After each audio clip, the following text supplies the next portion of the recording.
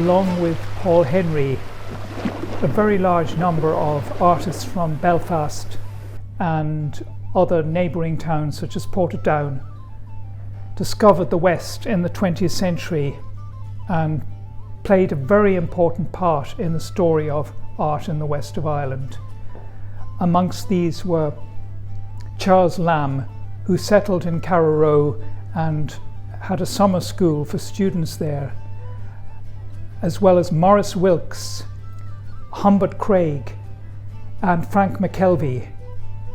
And among the most original of these Belfast artists in the west of Ireland was a small colony of artists in Roundstone, County Galway, Gerard Dillon perhaps being a formative figure. And in this exhibition he's represented by a couple of very original paintings in slightly different styles. First we have Evening Star from the Crawford Art Gallery in Cork, which shows again an evening scene with a countryman or farmer looking over a wall, feeding chickens, and then cottages in background, lit up perhaps by a gentle moonlight. Paul Henry was a most original artist. He'd had quite poor background, having to work as a house painter in London, and then visiting the west of Ireland, County Galway, and discovering Roundstone, he fell in love with it, and he spent some time living on the islands of Inishleacan and other islands near Roundstone, painting in a slightly naive yet very vibrant and magical way. His colour is very striking and his pictures are memorable, and he is one of the leading artists of this period. Another picture done in a slightly later, more symbolic style by Dillon is The Long Road or Connemara Funeral in a private collection, and it shows Pierrot-like figures in white gowns and masks carrying a coffin with a cat on top. We see it's in slightly more fairy tale or symbolic style, and perhaps relating to Gerard Dillon's own life. There was sadly amongst his brothers, there was mortality. He lost several of his brothers, and perhaps this is an awareness of death, as well as perhaps a funeral he witnessed in the West. The 1870s and 80s brought a new generation of artists to the west of Ireland, Irish and English, some of whom had studied in Paris and were excited by the idea of painting naturally in the open air. And one of these very important figure was Augustus Burke, who was in fact a County Galway, born from an old family in Tuam, County Galway, one of the few artists of this period who was actually born in the West. He had painted in Brittany, but he also painted in the west of Ireland, and this is one of his best known pictures, a Connemara girl in the National Gallery of Ireland. It shows a little girl straight on, or a young woman looking at us directly, with two goats standing on a headland and with a sea behind. And to me this is a very interesting painting because it is both very realistic. We can see the sort of light and shadow on the figures, the very careful painting of the goat's hair, and yet and also the texture of the heathery coast, and the herbs which she holds. And yet to me it's also a very romantic painting of this girl alone on a cliff or headland with the sea behind and evening coming into the sky. She is interesting. She is both a Connemara girl with the shawl and bare feet, yet there's something of almost of a Renaissance painting, of some of the Renaissance paintings, or an idealized image of her. And she's probably been out during the day minding the goats while they feed, and now is about to head homeland.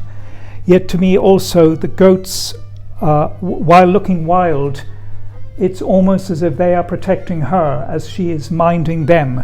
So I think it's a very touching, beautiful painting, and there's a dreamy look in her face as if she's thinking of a loved one or some memory or her family.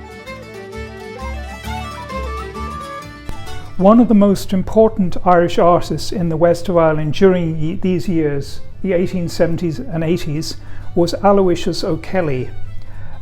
He is known both as an illustrator for the Illustrated London News and a painter of Western Ireland life.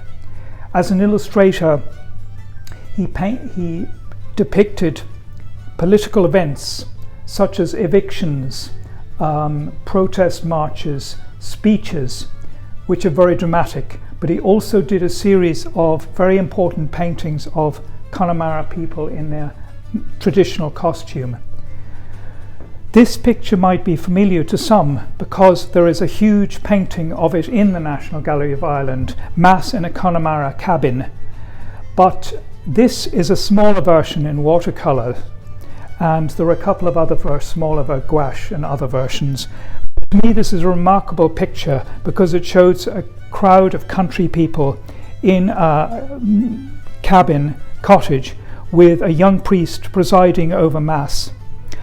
It shows the piety of the people, yet it also shows them with great respect and dignity, and each picture is individually treated.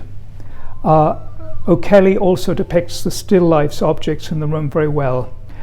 It's painted with a beautiful harmony of reds, browns and off-whites, very, very pleasing. And I think it's a remarkable achievement to paint a watercolour with such completeness. We see older women in shawls, we see younger women, we see scenes of piety and here, and then we also see children. Looking at this picture, one can count 20 figures, maybe the priest and 19 Connemara people. But then you might say the little image of our Lord on the wall, it's almost like another figure who is very important presence here. O'Kelly, like Burke, had also painted in Brittany and learned a very realistic way, down-to-earth way of painting, but he also shows great empathy for the country people and shows them not as, in some of his illustrations, he shows them as impoverished and their clothes roughed, but in his paintings he shows them very clean with beautiful clothes and healthy looking with great respect. Catholic worship had been prescribed, had been forbidden for many, many years, and it was carried on in small ways in the open countryside or in small cottages. In the late 19th century, it was beginning to relax a little bit, and O'Kelly captures this ceremony. The title of the exhibition is A Wild Atlantic Way, Irish Life and Landscape, and it encompasses both. There are many beautiful landscapes, but there are also many scenes showing Irish life, and throughout the exhibition we see different activities characteristic of the West. People in boats gathering seaweeds, women in traditional costume chatting or working, fair days, turf gatherers, kelp gatherers, and then some more festive or religious occasions like going to Mass or dancing at the crossroads, or perhaps attending a funeral, and unloading the turf. And we've seen scenes of boatmen and islanders, and this is an unusual picture also by Lillian Davidson of Western boatmen. Very characteristic picture of boatmen in kirks, a boy, and then a crowd of people in the background.